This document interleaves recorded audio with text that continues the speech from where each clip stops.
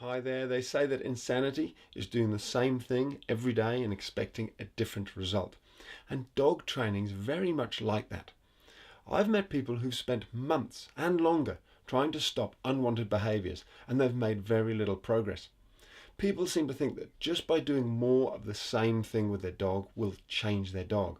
And in some situations, repetition and classical training is all you need, as I'll show you in a second. However, very often it's simply not enough. And first you need to win your dog's mind before anything's really going to change. So in this video, I want to show you the true power of mastering leadership with your dogs, which in turn allows them to switch off and focus on you and makes them very easy to train. So this is the last video in the series, and I thought I'd do something completely different. I'd share a little bit about myself, about how I work. So these are some dog training clips and tips from when we stayed in this little place by the beach here in New Zealand. So this is the beautiful countryside, and this is the place we stayed. So 6 dogs. We had a friend's dog, we had Nana's dog with us, and 4 other dogs. And as you can see, beautiful property we just stayed in, a little batch as we call it here in New Zealand. And here's the 6 dogs we came away with. And as you can see, none of them are tied up here. None of them are running away. There's people walking down the beach with their dogs. This is Tamar, that's Nana's dog. And then we've got over here we've got little Moses. He's a sort of 2.5-year-old male dog, and by his side is his younger, bigger, stronger brother, Jack. And then we've got the older matriarch, Peanut Butter, who is probably 10, 11 years old. Now the first bit of training I thought I'd show you, there's our food set for our meal already. Well, there's the plates, and here comes the food, is basically me getting ready to feed our dogs. So I thought I'd show you this because it's a good example of what I'd call sort of being consistent, calm, and a good example of quote, quote, training, classic training. Now, this is where you just repetitiously go through reinforcing what it is you want. You'll see with my 4 dogs, when the bowls go down, they're pretty good at waiting for their food. But the 2 dogs that are not mine, both of them struggle, just that self-control is not there. So they both start eating. I think Jack starts to eat here, and I put my foot across and say, hey, Jack, move. Don't eat. No. He knows the rule, but what often happens is in a different setting, he tests the rules. So because we don't usually feed our dogs at this beach, they're normally on the decking at our home, Jack is just not sure whether it's the same rule, and I've told him, yes, it's the same rule. So Peanut's on the right there. She's drooling already. And it's these 2 dogs. It's my mother-in-law's dog, dear Tamar, and a dog named Polly. So Polly's already eating.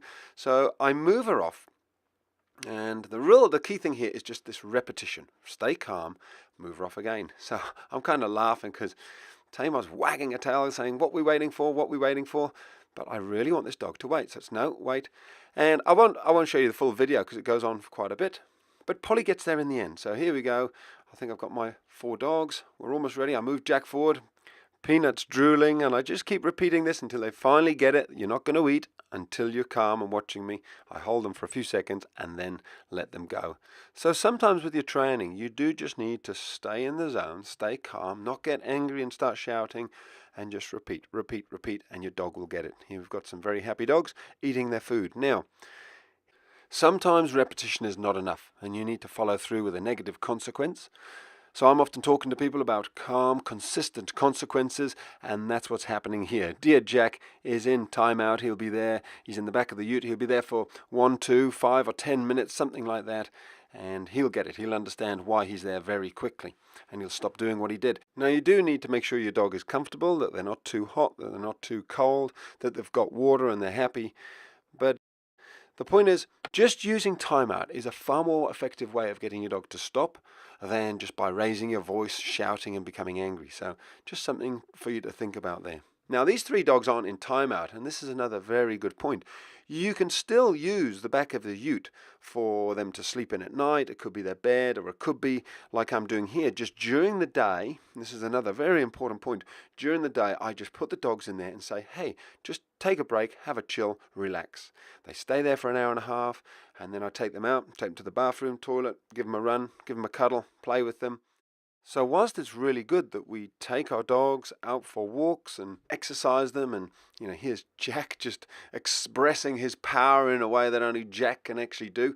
It's great that we, drain them of some of their energy, but it's also very important that we understand how to switch our dogs off. The number of people who have dogs who are constantly following them, who are hyperactive, who are, on the guard, on guard 24/7, 365, all the time, every noise they're barking. And that's because these dogs don't know how to switch off.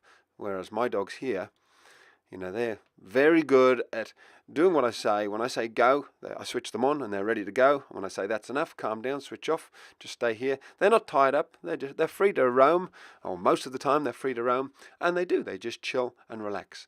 You can see they're not on guard, they're not on duty, they don't have to do anything. They're having a holiday just like me and the family are. And it's this balance between dogs knowing when to go, have fun, and then the balance between that and them knowing when to switch off and just calm down, which makes for an amazing relationship.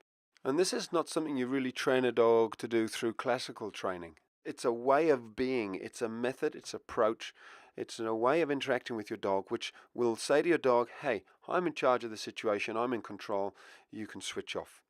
And that's where it's all about mind control. It's about winning your dog's mind first of all, and then you can train the dog's body. It's super easy to train a dog once you've won their mind, and that's something I'm very passionate about. I'd love to share more about that with you. So if you're interested, then I'm sure you'll find ways of finding out more about what I do and how I work. Anyway, thanks for being part of this video series. It's been a lot of fun putting it together, and hope you've enjoyed it and got some good tips.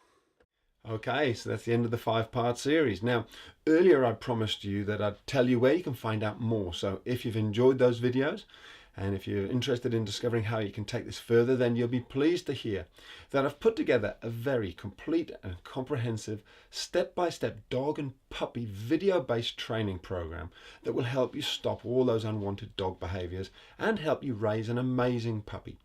I won't go into the details now, only I'll say that it really is the easiest way to an obedient and happy dog. So if you're struggling with dog problems, if you've maybe got a new puppy, or if you're just interested in finding out more, then click the link that's somewhere on this page and let's continue this journey that we've started together. But whatever you do, thank you for watching, love your dog, and take care.